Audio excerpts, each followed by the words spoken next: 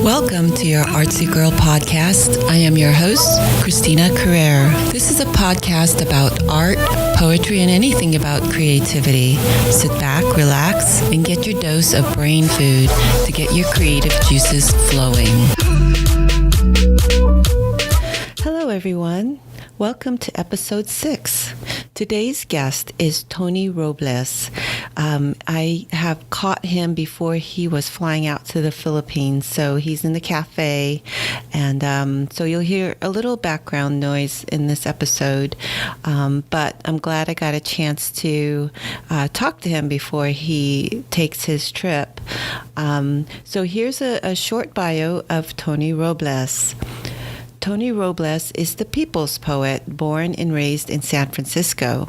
He is the author of 2 collections of poetry and short stories entitled Cool, Don't Live Here No More, A Letter to San Francisco, and Fingerprints of a Hunger Strike, both published by Ithuriel Spear Press. He is also the author of children's books entitled Lakas and the Manilatown Fish and Lakas and the Makibaka Hotel, published by Lee and Low. He also is a recipient of San Francisco Art Commission Individual Literary Artist Grantee in 2017, and he was also shortlisted for the Poet Laureate of San Francisco in 2016. Hi, Tony. Good morning. Thank you. Good morning. No, thank you for coming on. Okay. Yeah. I so long wanted to know more about you and your work. So I'm so glad that you took the moment to come on the show with me today. And I just wanted to open the discussion here with you today. You come from an important lineage in Filipino American poetics, I want to say. Your uncle was Manong Al Robles, correct? That's correct, yeah. And although I was based in the East Coast, I've heard much about him, but not quite in depth like I would like. And It's interesting that you are actually were related to him. Can you explain to me in your words who Manong Al Robles was and how much his poetry means to the Filipino American writers community? Well, Manong Al Robles was a lot of different things to a lot of different people. He lived very many different lives, but he was first and foremost a poet. Many people know him as an activist, but what he gave us was a sense of our Filipino-ness in terms of poetics, in terms of our art, in terms of our lives, giving a poetic voice to our struggles and to our lives. We have a rich history as Filipinos in America, which includes colonization, which includes a generation of Filipino workers that came to the United States in the early days who were given these ideals of what America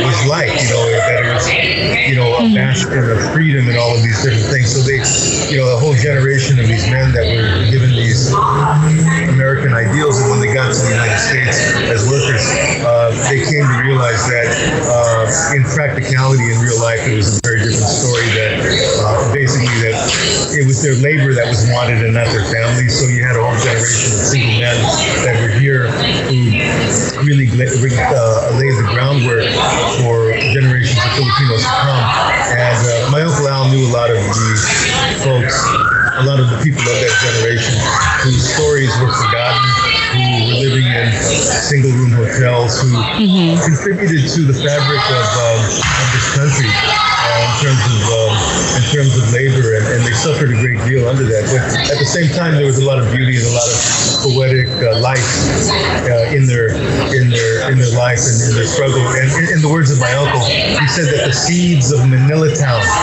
were planted long ago. Wow. Meaning that the seeds of our lives and our stories and our poetry was planted in this landscape. So, coming from the lineage of Bienvenido Santos and Carlos Bulasan and people of that generation, they laid the groundwork that we could, draw from the well of creativity and our own stories and from our own Lolos and Lolas, and there's so many Filipinos now that really want our stories. I just met somebody on a bus who was reading reading a book of short stories by I forget the Pinay. She's a sister in Florida. Oh, I think it wasn't Insurrecto, was it, from Gino Pasta? No, not Insurrecto, but I forget her name. I did too. I think I saw that post, but I forgot to. Yeah, and I took a picture of her, posted on Facebook. Right, I remember that, but I forget who it was. Evelina Galang, I think her name is Evelina Galang. Oh yes, Evelina Galang, yes. And then I met somebody because I'm going to the Philippines in a couple of days. I had to get some immunization shots. The Pinay that was giving me shots, she's an aspiring writer, and telling me she was on the for book club and all that. And I said, hey, look, you need to read Insurrecto. You need to read Veronica Montes. So there's so many of our stories that we need to share. And also, she was telling me that she was an immigrant, that she came here at the age of 14. I said, hey, that's what you got to write about. You got to write about that, and because we want to hear that. We need that. That's medicine for us. So. That's awesome. That's awesome. So Uncle Al Robles provided that. He was kind of like. And it was during the big migration movement during the 20s and 30s, correct? That's correct, yeah. Yeah. Yeah, we had a lot of those. And in the San Francisco area? San Francisco, yeah, West Coast, Seattle. But there was a lot of movement. The farmers, and I'm not an expert by any means, but they moved according to the seasons. They established communities, Manilatown in different areas, Seattle, Watsonville, Stockton, where they had gone, and they moved with the movement of the crop, right, and worked very hard, and not only that, but established themselves as laborers, as union organizers and youth union leaders. I mean, the grape strike in Delano was started by the Filipinos. I mean, Cesar Chavez merged with the Filipino workers. So right, I did hear about that. Yes, and there was a documentary called The Delano Manos that was widely broadcast. I think PBS. Yeah, I believe I did see that one too. So yeah, that's a lot of history, especially in American history. It's part of American history. I would like to read to you a little, or have the audience kind of like really wrap their heads around how pivotal his work was. Vince Querrer, a Filipino-American poet and writer, wrote about him briefly on his blog, and I just wanted to read a segment of that. Al Robles, the quintessential talk story poet of Filipino America, the pioneer champion and everyday helper of the old Manongs, those immigrant Filipinos who started coming to the U.S. in the early 20th century. For all of us Filipino American poets, Al Robles was our Manong, our shaman, our preacher, our Moses climbing Ifugao Mountain to seek the commandments and then finding them in the old Manong's daily fish head soup in their bagoong and rice. Amen to that, brother. Is it fair to say that your uncle's poetics and his activism influenced your perspectives on things, particularly living in San Francisco? You also have become a fixture or a voice in the housing crisis in San Francisco. Can you elaborate on your activism there? The part about the shaman. It's funny.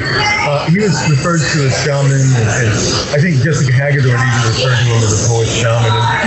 And he spoke fun at that. He said, "Hey, I ain't no goddamn medicine man." So I thought that was very, very funny. He was so giving and so generous with his time and with his feedback in helping fellow writers, regardless of whatever background they were from. I was told that sometimes he's referred to as the godfather of Asian American literature because one of the things that he said about being in a community and working in a community as activists and educators and things like that was that it's good to work in the community, but the danger is being captured too much within your own community where you're not engaging with other communities who struggle as well, and you're not sharing, and you're not having So that was one of the things with that. In my own activism, what I really learned from him, and him being such, the thing was, they have this word called intersectionality, right? Yes. I got hit by a car. I got in a very bad accident as a kid. That was my experience with intersectionality. I was in the wrong intersection with him. No.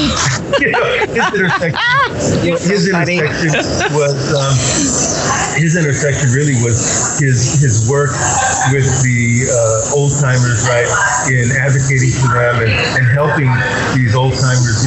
He started a senior meal program. He found that people, these old timers were being ignored. Nobody was helping them with their problems. Let's say if they were having problems with their Social Security payments, with different bureaucracies, if they were having trouble with Medi-Cal, Medicare, stuff like that. Right. Nobody was helping them. And a huge one, also the gentrification that's happening right now, right? Yeah, it's been happening. It's on a steroid basis. I mean, it's real estate speculation is really fueling this, and it's endemic. It's becoming endemic across the country, and really, yes. It's corporate America. It's big business, big corporate interests that are buying up swaths of housing, and what they're doing is they're looking at the short term. They're flipping properties. They're harassing tenants to getting them out, and then trying to raise the rent, right? So in California, we've been working on legislation like Prop 10 was on the last November ballot. That would have freed up California to establish or strengthen rent control. And real estate interests are extremely powerful, so they were able to defeat it on the ballot. But San Francisco, that particular proposition in San Francisco got the majority of votes, right? So it won in San Francisco. It may have won in certain parts of LA. But my uncle was very instrumental in the fight for the International Hotel. That was a big eviction fight that kind of set the tone for a lot of tenants' rights protections that came afterwards. But these were Filipino men, Filipino families that were seniors that were forcibly evicted from their home. That was part of historic Manilatown, and as the financial district grew and expanded, those Filipinos got evicted, and because they saw the value of the land, the speculators, and they wanted to expand what they call the Golden Gateway, which is the Trans-American building in the financial sector, the financial sector in the Pacific Rim and all that. And the International Hotel on the current corner of Kearney and Grant was the last remaining vestige of Manilatown. And the elders stood up and said, hey, housing is human rights, screw this. And they were able to fight their eviction for 10 years. But on August 4th, 1977, the cops and the fire department and the sheriff forcibly evicted those seniors. There was a blockade of about 3,000 people surrounding that building, and they mounted patrol rammed that barrier of people, and finally evicted the folks, the tenants. But what remained after the demolition of that hotel was a hole in the ground. But that hole in the ground was a reminder of the injustice that happened to those old timers. So fast forward like 30 years, the new International Hotel was built. And so what happened was there's 104 units of affordable senior housing on the original site right now. And, the tenants do not pay any more than 30% of their income in rent.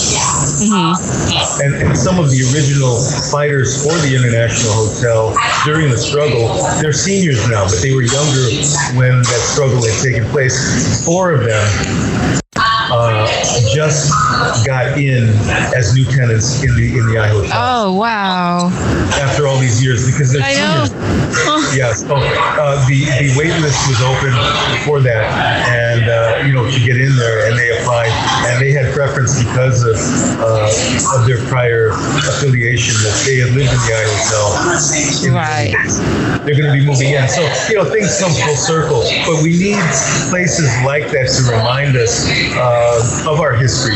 Gentrification doesn't care about your history. Gentrification is like going into it's like going into to a community of color, a community that has a cultural identity. Yeah, communities that have cultural identity and that have been there and have been established for a long time. Yeah. And to go ahead and, move them out, you're erasing history, you're erasing families, that's been there. And so it's a real problem, particularly in seems like all corners of the United States now, Yeah, it's like, we have in the Mission, we have murals, right? Yeah. Historically a Latino neighborhood, a beautiful, vibrant Latino neighborhood. And it's like, going into those alleys and seeing those wonderful, beautiful murals that have stood for a long time. Yeah. Somebody takes a white paint and paints over it. And that's literally happened. Or some of the artwork has been dismantled. So I've been primarily, involved in that. It's almost as if, I'm kind of following in my uncle's footsteps. I've always kind of just considered myself like, people's poet. I always use that because, if I was writing, and I did have a choice, if I was writing poems for, let's say, dogs, then I would be the canine poet. Or if I was writing the feline poet. But, I write for people, which means that any poet who's writing for people can be the people's poet. It's not just me, Well, yeah, as you were saying that, because I read your collection and reading some of your uncle's work, and I see this, a lot of similarities in your, I see his influence in your poetics, but but you're your own individual. You have your own. You live in a different era too, also. But what sets you apart from him? I mean, in your own words, what would you like the audience to know? Oh, you mean setting apart? You mean how we're different? Yes. God, how we're different. That's that's kind of hard to say. Okay, here's one. I like that the interesting tidbit that you write children's books. Can you elaborate more on that? And how did you come about writing children's books? Well, the whole thing about the identity, we were born here in the U.S., we were born in San Francisco, but, we had a very strong Filipino identity. Even though our family grew up and spent much of their time in the Black community, we had kind of like this Black-brown identity, which, we kind of described as being Frisco-Pino, right? Yes, I saw that poem in your collection. I love that. Black and brown at the same time, right? So, but there was always this strong sense of who we were as Filipinos, even though we were never there. So, I think what Uncle Al said was, hey, you don't necessarily have to go there. It could be in your heart, I mean, people sometimes feel ashamed that they don't speak their language, right? They're Filipino, but they can't speak Tagalog, or they can't speak Ilonggo or whatever, right? But, the poet Oscar Peñaranda, who I very much admire, said that, Filipinos in the heart, it's not in the tongue. Right? Yes, I like that. So, it's this ancestral, he got us thinking, Uncle Al did, about our ancestral identity, our ancestral subconscious, got us thinking about Ifugao Mountain, which is kind of like the symbolism of, hey, this is who I am, right? This is my journey, right? This is me knowing who I am, right? Right. Filipino, ako ay Filipino. So right? that's what your books, your children's books, allude to, expand on, that identity and history. Yeah. Are they available or in the elementary schools there, or? Doing very well. We Good. put them in different elementary schools throughout the country. In fact, when it first came out, they had me do a reading in Vallejo, and I thought that I was going to be reading to a class. Well, they had the whole student body in the gym, and I was reading the entire student body, and I was scared to death because really that was kind of like the first time I ever did it. That's awesome. But the beauty of those two children's books is that, hey, you have a child that's basically, the child is the one that's basically doing the action and figuring out things for himself, and in the same in that process, reconciling his identity, figuring it out through seeing life around him, and taking it in and feeling it, so it's not so much the adults telling the kid what to do, he's just kind of seeing it for himself, and making those calls, right? Well, I think it's wonderful that you have, you speak to that Filipino child, that, child of color in that area, and they have something to, identify with, particularly. But the voices from the past, as a kid, there was a guy that, I was walking on the street, there was a guy in a car, a Filipino guy, and he had the window rolled down. He'd say, hey, Filipino. And I always remember that. So in the children's book, there's a line that kind of repeats, oi, oi, oi, oi, Filipino. Yes. So it was basically, that came from a Cadillac. It came from this Filipino cat in Cadillac who was driving by me one day and just called out to me, right? I didn't know him from a can of paint. I'd never seen the guy before. But you use that scene, the oi oi, that oi in Tagalog or Filipino is hey, hey you. Yeah, oi oi, and then you got the Manong who'll say, so are you Filipino? Yes, but okay. So why did you speak Filipino? I said, because I've been waiting for you, Manong, to teach me how to speak Filipino. So and then he says, the Manong, the Manong will get kind of goofy, right? He says, hey, you get smart. He says, hey, are you getting smart with me? I'll beat you and I'll beat you again. And I'll beat you every hour. And then he'll say, and then take your lunch, okay? Take your lunch. Beat you again after lunch, so take your food, okay? So, oh my gosh, I think you should do comedy too, I swear. But it's funny though. I mean, these stories come from my uncle. My uncle would tell me, these Manongs would say, I get that guy, I grab him and I beat him. And I beat him more, right? He's so funny. Well, I understand, and the reason why we have you're talking at the cafe because you're almost set to go to fly out tomorrow, actually, on a special trip in your uncle's honor, if I'm correct, to his memory, and you call it the Al Robles Express. Have you guys set in a particular agenda, any particular places? Well, first of all, to kind of give kind of a perspective on it, the poet Oscar Peñaranda, after Uncle Al passed in 2009, he established the Al Robles Express, and basically what it was an exchange tour type thing for Filipinos or Philams who had never been to the Philippines to go to the Philippines, and he had done 2 of these tours, right? Oh wow, okay. Some of the folks that had never been there actually connected with some relatives that they didn't know that they had, or that they had doubts that they would be able to connect with, and he was able to facilitate that. I went to the Philippines for the first time 2 years ago. It was kind of like the Al Robles Express, but I was kind of like the only one. So I was just hanging out with Oscar Peñaranda. We went to Dumaguete, we went to Quezon. There was a lot of different places we went to, But that being said, this trip commemorates the 10-year anniversary of the passing of my uncle, and we are going to be going. And what's going to be special about this is going to be 3 of my uncle's best friends, along with the younger, along with the executive director of the Manilatown Heritage Foundation, Caroline Cabading is her name. She's the executive director. I'm actually the board president of Manilatown. Okay. So it'll be myself, a painter, photographer named Tony Remington, who's very accomplished, the writer, poet Oscar Peñaranda, and then also the poet Lou Sakia is going to be with us as well.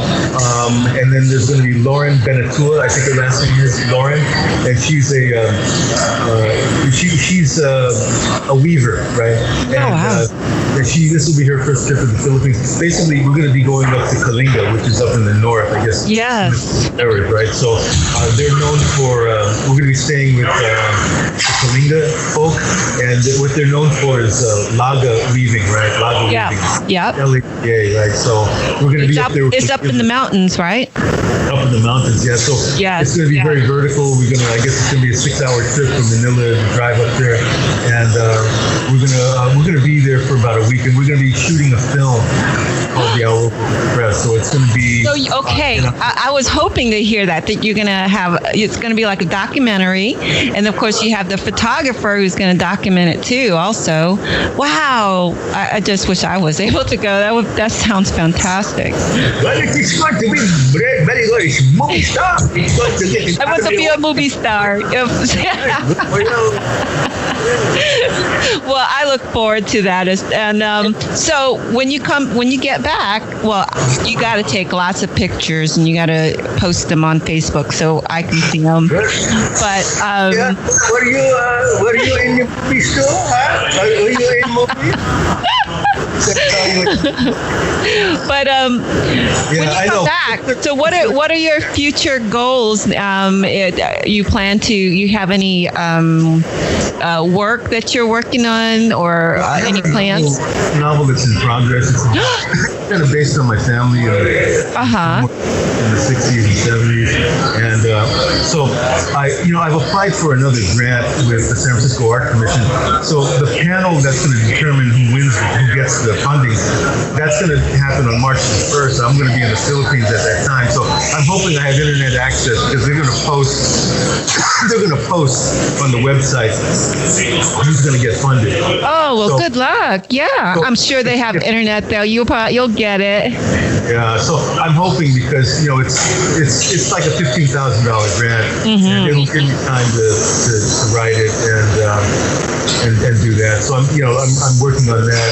I'm constantly writing essays, and I have in fact there's a book called Of Color. It's the poetry process of poets, and that's coming out soon. I have an essay. Hold on. That this is a plug and this is a connection. This is how we're all interconnected. Actually, because I had just interviewed Luisa Gloria, who is the co-editor of that anthology, and you are in there as well. This is great. So good. I just wanted the audience to know that you are in that anthology too. Yeah, the essay that I have in there, it's called Holidays, the Custodial Artist as Writer. And it's an essay that I'm probably most proud of writing. It's kind of an homage to my father. My father worked as a janitor most of his life, and that's where I learned how to write, believe it or not. He started his own small janitorial business, and the heart and soul of writing, I think, came from that in many, many ways. So in that essay, I expound on that, and it's very humorous. And I would not be surprised. What prompted me to write it, I was reading some essays by James Baldwin, and his writing, his cadence kind of got to me a little bit. So I just kind of got the bug, and what happened was that essay just kind of came out of it. Well, as it should, naturally. Yeah. Well, I can't wait to read it. I'm going to go. I told Luisa I'm going to order that because I knew you were in there because I saw the picture on the website. I'm like, oh, there's Tony. Okay. Yeah. It's funny when they tell you to send pictures, you end up taking a lot of selfies. And for every like 10, 15 selfies, you might get one that actually looks like you. Yes, it takes a million selfies to get the right one. Yes, I'm aware. Then you start thinking, well, this is perhaps maybe even false advertising. Because you don't really look that great, but you got lucky. Well, welcome to the world of internet. You can edit it out. You can have all the filters you want. No, I know. And you'll definitely look like a movie star. Well, Tony, thank you so much for taking the time out before your trip and talking to me about you and your work. greatly appreciate it. I appreciate you. Thank you so much. And, this is wonderful what you're doing. And, once it's posted, I'll be sure to send out and try to help you promote your podcast. Well, certainly. Do spread the word, especially when you're out there in the Philippines, meeting those great people over there. I plan to, I want to, go back. I haven't gone back since 85. So way overdue. And I know a lot has changed. So I was talking to my folks. Hopefully we'll take a trip. Hopefully next year. I know it's hard to plan, but I'm overdue. But you have a nice, safe trip. And like I said, post those pics up. I want to see them. Sure will. Thank you. I appreciate it. Okay, Cristina? Thank you. Well, everyone, that's it for now. Please tune in next week as I feature another guest. In the meantime, you all have a great, productive, and creative week. Bye, Tony. All right. Thank you. Take care.